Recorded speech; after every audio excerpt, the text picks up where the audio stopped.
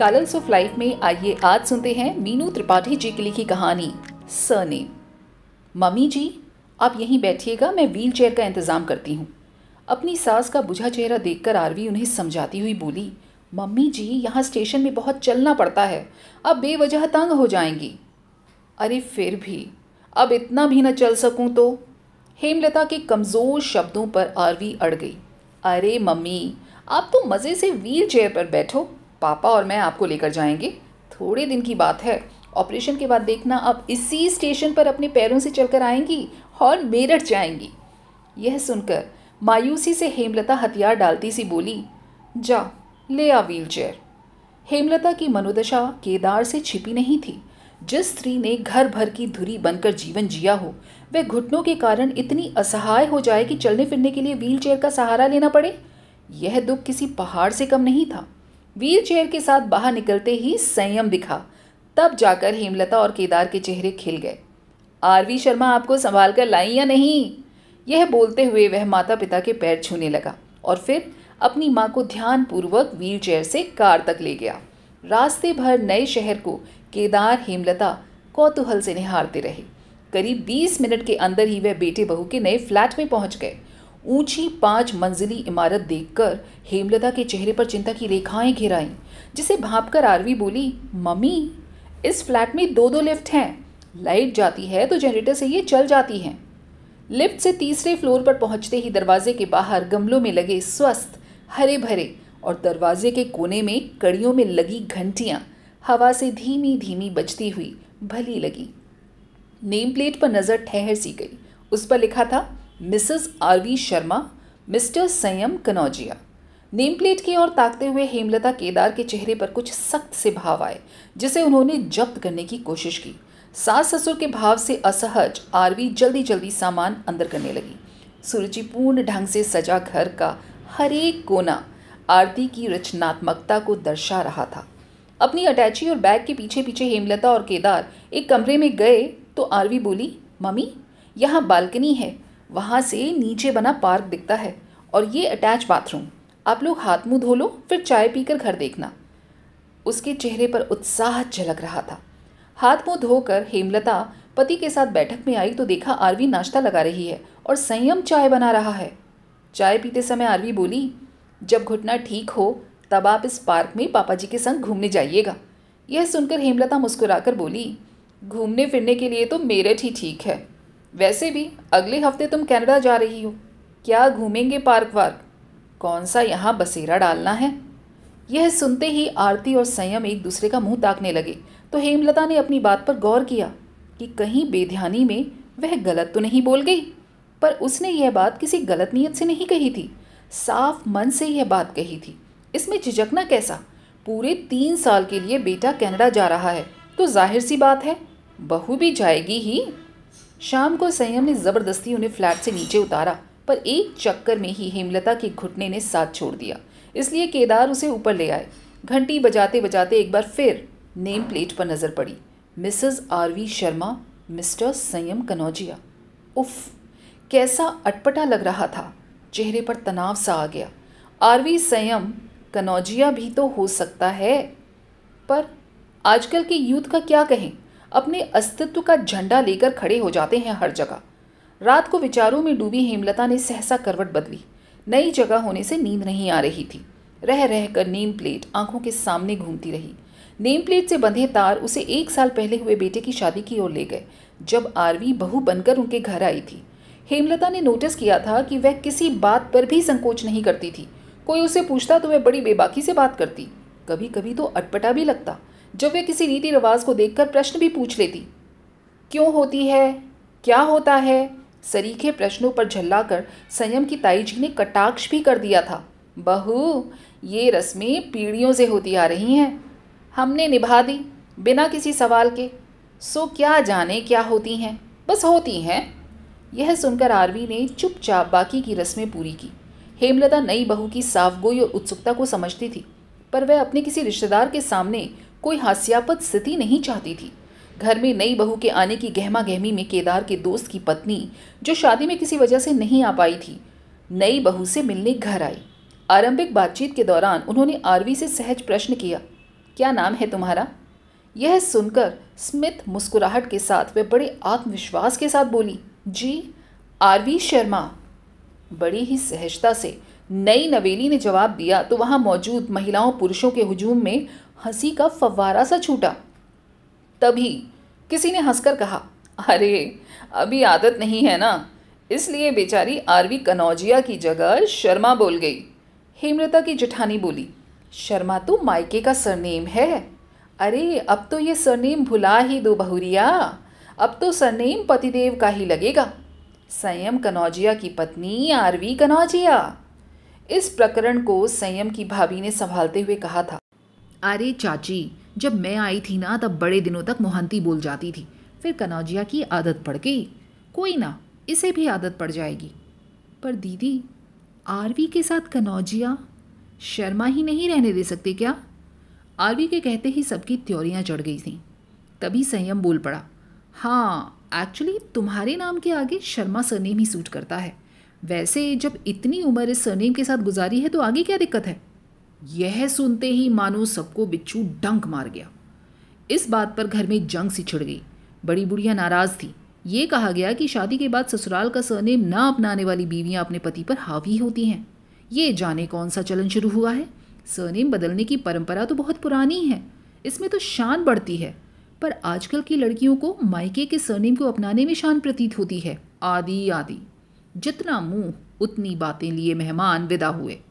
वह और केदार भी आरवी की इस हरकत पर खिन्न थे। संयम को उसे उकसाने और गलत को सही बताने का दोषी माना जा रहा था। इसे संयम की बेवजह की छूट भी बोला गया, और तो और शादी कमज़ोर साबित होगी, ऐसा भी ऐलान किया गया। आखिरकार समर्पण का पहला कदम पति का सरनेम अपनाना ही तो था। पति के सरनेम को अस्वीकार करना अर्थात पति के अस्तित्व को अस्वीकारने जैसा था। घर में मचे इस घमासान पर संयम चिढ़ गया, पर आरवी ने आरवी शर्मा कनौजिया लिखकर रास्ता निकाला तो बेवजह इस मुद्दे को दिए तूल पर चिढ़ा हुआ संयम कनौजिया शर्मा लिखने लगा। अब तो और वजीहत हुई। वह और केदार तो कहीं मुंह दिखाने लायक नहीं बचे। दोनों को बैठाकर ऊंच नीच समझाते हुए कहा गया कि पत्नी द्वारा पति के सरनेम को स्वीकारना यह दिखाता है कि पत्नी पति के परिवार को प्राथमिकता देती है। आरवी ने भावुक होकर कहा, मुझे नहीं पता था कि ये इतना बड़ा विवाद है। मैं संयम के साथ मन से जुड़ी हूँ, इसलिए मैं शर्मा रहूँ या कनौजिया मुझे कोई फर्क नहीं पड़ता। यह सुनकर संयम संवेदनशीलता के साथ कहने लगा, रिश्तों में प्यार महत्वपूर्ण है, सरनेम नहीं। मैं तुम्हें समझता हूँ और तुम मुझे, इसलिए सरनेम बदलने और लगाने के लिए न मैं बाध्य हूँ न तुम। या तो दोनों एक दूसरे के सरनेम को अपनाएंगे और या दोनों ही नहीं। संयम की सोच सदा से ही बेड़ियों और बंधनों से मुक्त रही है। उसकी इस चुनौती और सनक भरी शर्त ने मुश्किल खड़ी कर दी थी। आरवी शर्मा के साथ कनौजिया उतना अजीब नहीं लग रहा था जितना संयम कनौजिया के साथ शर्मा सरनेम को ढोते अजीब लगा था। तुम्हारे बच्चे किस सरनेम को अपनाएंगे? व्यंग से केदार ने पूछा। तब आरवी बड़ी सरलता से बोली, पापा वो तो कनौजिया ही लिखेंगे, क्योंकि स्कूलों में पिता का सरनेम लिखने का प्रावधान है। हम अपने बच्चों के नाम ऐसे चुनकर रखेंगे जिनमें कनौजिया सरनेम ही सूट करे। यह सुनकर केदार सक पका गए। संयम बोल पड़ा, सच में सरल नाम ही रखेंगे? तुम्हारे पेरेंट्स ने अनसुना नाम रखा है? यह सुनकर आरवी बेसाख्ता हंस पड़ी। इस प्रकरण के बाद और फजीहत से बचने के लिए केदार ने भी उन पर किसी प्रकार का दबाव न बनाने का आदेश दिया, पर मन खट्टा हो चुका था। इस बीच आरवी कई बार ससुराल आई, पर हेमलता उसके साथ सहज नहीं हो पाई। इधर घुटनों ने जवाब दे दिया, पर संयम और आरवी बीच में आए तो उसकी दशा देखकर परेशान हो गए। आरवी ने वहां रुकने की पेशकश की तो हेमलता ने चुपचाप हामी भर दी। कुछ दिन पहले ही वह बड़ी बहू लतिका को आजमा जो चुकी थी। उसने वहां आने में असमर्थता व्यक्त करते हुए कहा था, मम्मी जी क्या करूं, आ नहीं सकती, ना ही आपको बुला सकती हूं। यहाँ आप और भी परेशान हो जाएंगी। काम में दिन कहाँ निकलता है पता ही नहीं चलता मम्मी जी। मेड की भी बड़ी प्रॉब्लम है। कुल मिलाकर यही निष्कर्ष निकला कि किसी भी हालत में ना तो बहू मेरठ आ सकती है और ना वह बैंगलोर जा सकती है। केदार के साथ जैसे तैसे समय निकल ही जाता था। किसी और के आने में और कहीं जाने से बेहतर है कि वह थोड़े कष्ट केदार के साथ वहीं मेरठ में ही बांट ले। लतिका के पास हेमलता की समस्या का कोई समाधान नहीं था। सिर्फ उम्र के साथ आने वाली इन दिक्कतों के लिए उसके पास संवेदनाएं ही थी। बड़े शहर में बड़े डॉक्टर का एक लालच जरूर था। केदार ने एक बार बैंगलोर में हड्डी के एक बड़े डॉक्टर को दिखाने की गुजारिश की थी, पर बड़े शहरों में मुश्किल से मिलने वाले अपॉइंटमेंट को देखते हुए मेरठ में ही इलाज करवाने की सलाह मिली। केदार समझते थे स्वास्थ्य का महत्व। बेटों बहुओं से बहुत उम्मीदें उन्होंने पाली ही नहीं थी। बेटे बहू उनकी सेवा करेंगे, ऐसी खुशफहमी रखना आज के युग में बेमानी था। ऐसे में जब संयम ने माँ को पूना के एक प्रसिद्ध डॉक्टर को दिखाने का मन बनाया तो केदार तुरंत राजी हो गए। आनन फानन में ही घुटनों के ऑपरेशन की बात भी तय हुई। संयम को ट्रेनिंग के लिए 2 हफ्ते के लिए हैदराबाद जाना था, सो आरवी ने ससुराल जाने का मन बना लिया। वहीं से पूना के डॉक्टर से अपॉइंटमेंट फिक्स हुई। आरवी के मेरठ रहने के दौरान हेमलता को उसे समझने का मौका मिला। उसकी 2 टूक बातें उसके साफ मन की बानगी देने लगी। संयम के पूना आने पर आरवी ही उन्हें मेरठ से पूना लेकर आई। हेमलता और केदार डॉक्टर कानन से मिलने का बेसब्री से इंतजार कर रहे थे, लेकिन संयम और आरती की ओर से 3 दिन बीत जाने पर भी डॉक्टर कानन से मिलने मिलाने का कोई संकेत नहीं आया। और तो और जाने अनजाने नव दंपति परिहास में एक दूसरे को उनके पूरे नाम से पुकारते थे, अर्थात संयम कनौजिया या फिर आरवी शर्मा। केदार टोकने से खुद को रोक लेते, पर उनके मुख के भाव अपनी आपत्ति छिपाने में असफल हो ही जाते। हेमलता केदार को समझाती, जब नई रीति चला ही ली है तो ना टोका करें बच्चों को। बेकार में बुरा लग गया तो बचा खुचा प्रेम भाव भी चला जाएगा। 3 साल के लिए कनाडा के प्रवासी होने के जा रहे बेटे बहू अपना प्यार लुटा रहे हैं, तो थोड़े समय के लिए सब कुछ भुलाकर उसका लुत्फ क्यों ना उठाया जाए। मम्मी जी, अब रोज मैं आपको खाना अपने हाथ का ही बनाकर खिलाऊंगी। आरवी की आवाज़ से सहसा हेमलता सोच विचार के घेरे से बाहर आई। पारंपरिक व्यंजन सीखने के प्रति उसकी ललक देखकर हेमलता को अच्छा लगा। वह पूछ पूछ कर खाने लायक खाना बना ही लेती।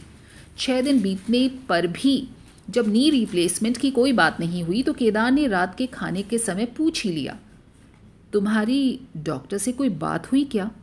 यह सुनकर संयम बोला, पापा, दरअसल डॉक्टर कानन एक कोर्स के लिए अमेरिका गए हैं। वह 2 महीने बाद आ रहे हैं। उसके बाद सबसे पहले मम्मी का ऑपरेशन होगा। यह खबर उन दोनों के लिए अप्रत्याशित थी, अतः उत्तेजित होकर वे बोले, तुमने पहले क्यों नहीं बताया? और आरवी क्या ये नहीं जानती थी? यह सुनकर संयम हंसते हुए कहने लगा, पापा, मुझे पिछले हफ्ते ही पता चल गया था। मैंने ही आरवी को फ़ोन किया था तो वो बोली, जो प्रोग्राम जैसा है वैसा रहने दो। वैसे भी मैं कनाडा जाऊंगा, पर डॉक्टर कानन तो यहीं रहेंगे और इन दिनों आप लोग यहाँ एडजस्ट भी हो जाएंगे। ऑपरेशन के बाद जब मम्मी की हालत ठीक लगे आप चले जाइएगा। यह सुनकर हेमलता हड़बड़ाकर बोली, अरे इससे तो मुझे वहीं रहने देता। जब डेट मिलती हम आकर करवा जाते। बस इसीलिए आपको नहीं बताया। अरे अभी आप घर पर नहीं हैं क्या? वहाँ मैंने देखा नहीं क्या आपको कितनी मुश्किल होती थी काम करने में? ऐसा आरवी ने कहा। आरवी की बात पर संयम भी हाँ में हाँ मिलाते हुए बोला, हाँ माँ, यहाँ पापा है, आरवी हैं, क्या दिक्कत है? आरवी तो तुम्हारे साथ जा रही है ना? यह सुनते ही आरवी रहस्यमयी शरारती मुस्कान के साथ बोली, मम्मी जा रही थी, पर अब जाऊंगी आपके नी ऑपरेशन के बाद। जो भी हो जाए, डॉक्टर कानन से आपका नी रिप्लेसमेंट करवाना अब आरवी शर्मा का मिशन है। और समय होता तो शर्मा सरनेम पर वो शोभ से भर जाते, पर आज आरवी शर्मा शीतलता प्रदान कर रहा था। पर बेटा, हमारी वजह से तुम लोग, संयम पहले जाएगा और तुम बाद में। तो क्या हुआ मम्मी, आपकी जगह मेरी अपनी मम्मी होती तो क्या मैं उसे इस दर्द में छोड़कर चली जाती? उसके सरल हृदय और साफ गोई पर हेमलता का मन भराया। उसके प्रति मन में सूखी भावनाएं आंसुओं से भीग गई। हे भगवान, ममा आप कितनी इमोशनल हैं, कहते हुए आरवी ने हेमलता को गले से लगा लिया। वहीं हेमलता की आंखों से बहते आंसू मन में पाले पूर्वाग्रह को बहाकर मन से निकालते रहे। जानती हैं मम्मी, आज मुझे बड़ा अच्छा लग रहा है। ऐसा लग रहा है जैसे पहली बार मैंने आपको माँ के रूप में पाया हो। यह सुनते ही हेमलता अपने में सिमट गई। सच तो यही था कि उसने आज ही तो सच्चे मन से बिना किसी संशय या पूर्वाग्रह के आरवी शर्मा को गले लगाया था। मन को मन से राहत मिलती है। 16 आने सच, इस सत्य की अनुभूति आज उसे हो गई। आज उसे आरवी शर्मा और संयम कनौजिया पर गर्व हो रहा था। दोस्तों, कैसी लगी आपको ये कहानी सरनेम? पसंद आई हो तो नीचे कमेंट करके ज़रूर बताइएगा और लाइक और शेयर करने में कंजूसी न कीजिएगा। फिर मिलेंगे अगली बार ऐसी ही दिल छू जाने वाली खूबसूरत कहानियों के साथ, निकाल कर उन्हें साहित्य के पिटारे से बाहर। तब तक स्वस्थ रहिए, मस्त रहिए, अपना और अपनों का दिल से ईमानदारी से ख्याल रखिए। नमस्कार।